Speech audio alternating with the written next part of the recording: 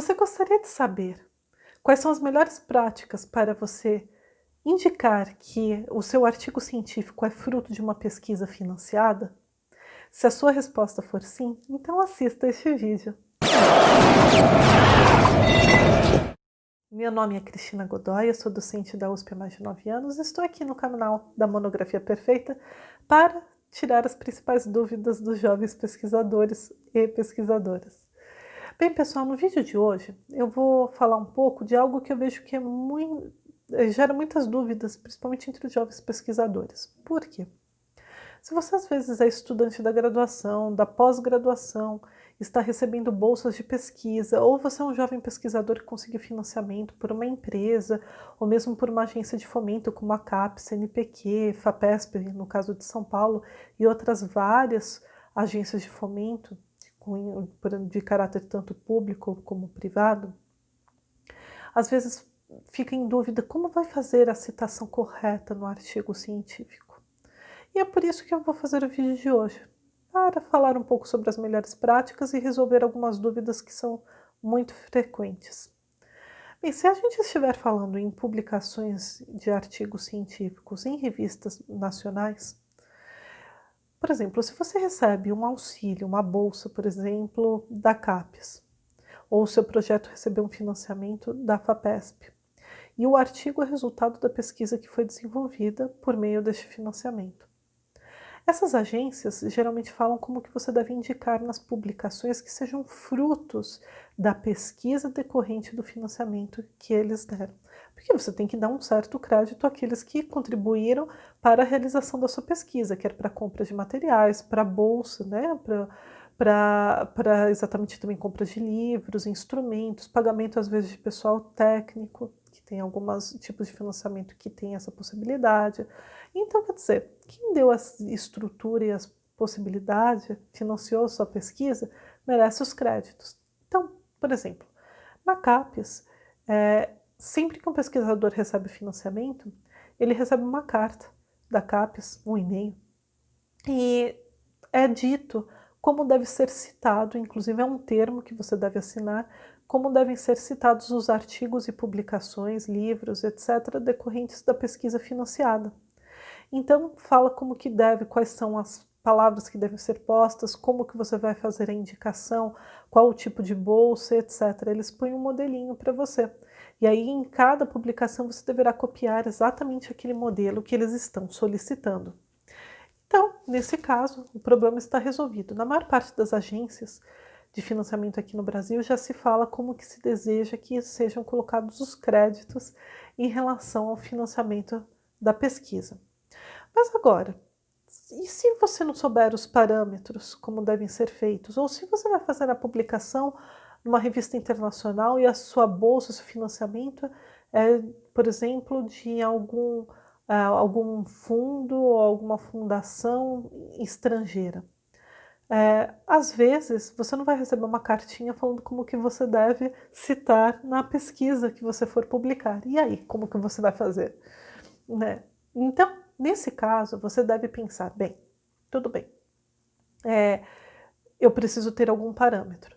Será que se a própria agência de fomento ou a empresa não mencionou, será que a revista científica está falando onde que deve ser posto, como deve ser posto, os créditos àqueles que colaboraram? Se não colocar também, existem algumas possibilidades. Por exemplo, a Crossed Funder Registry. Né?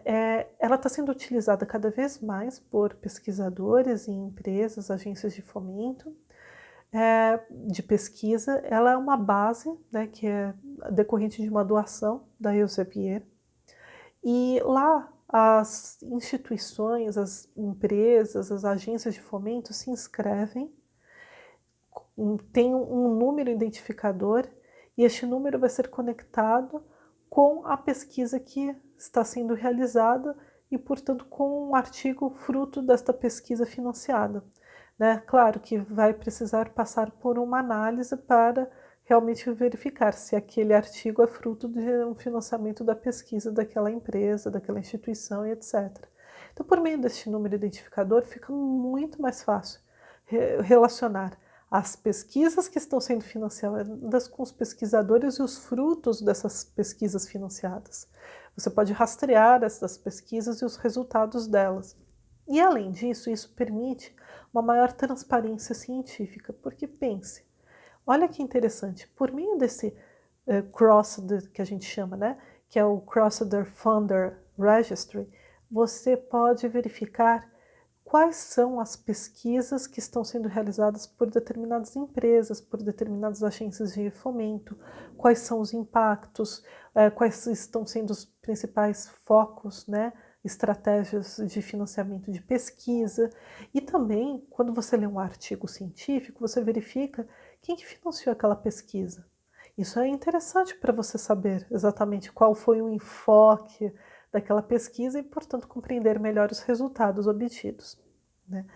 E também é muito interessante para você ver quais são as agências ou empresas que estão fornecendo maior financiamento de pesquisas, que tipos de pesquisa eles estão fomentando.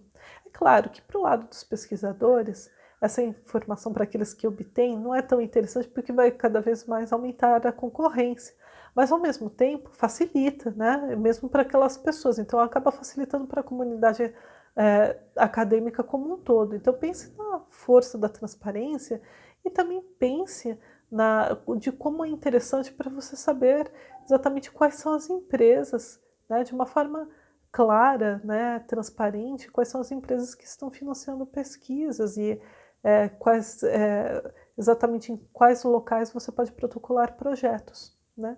Então a transparência sempre é muito positiva e é por isso que caso você, por exemplo, tenha interesse em fazer publicações internacionais, veja esta base, né, e estes números identificadores. Às vezes você está lendo um artigo científico e vai ver este número, então agora você já sabe o que quer dizer, você pode consultar, verificar quem está financiando aquela pesquisa, saber mais detalhes. Então tudo isso é muito importante para a comunidade acadêmica.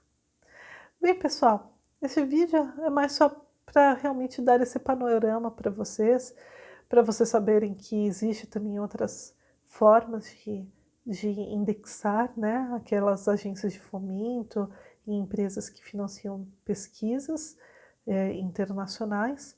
Aqui no Brasil tem as suas especificidades, a maior parte do dinheiro, em via de regra, nós recebemos pesquisas, financiamentos públicos, então tem regras muito claras como estabelecer, recebem as cartinhas, tudo muito organizado, mas também se você não receber, você pode ver na revista e também pode seguir parâmetros internacionais, né?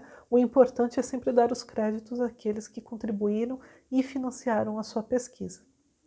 Bem, muito obrigada.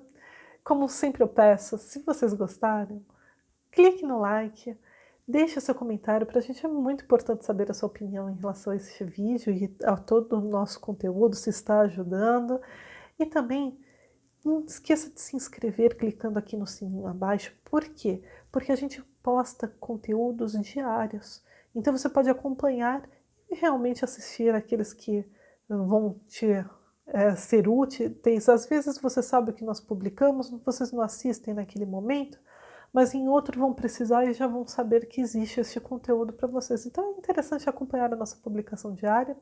E por fim, eu peço para dar uma olhada sempre na descrição. Nós sempre deixamos os links, que nem eu vou deixar agora, do Crowdfunder Registry, para vocês acessarem, até para vocês saberem, e às vezes até fazerem uma consulta, né, já que ela fomenta a transparência da pesquisa científica. Nós sempre deixamos conteúdos gratuitos, links para materiais como e-books, checklists, mapas mentais, indicações bibliográficas. Então sempre cheque a nossa descrição. Bem, pessoal, muito obrigada e até o próximo vídeo.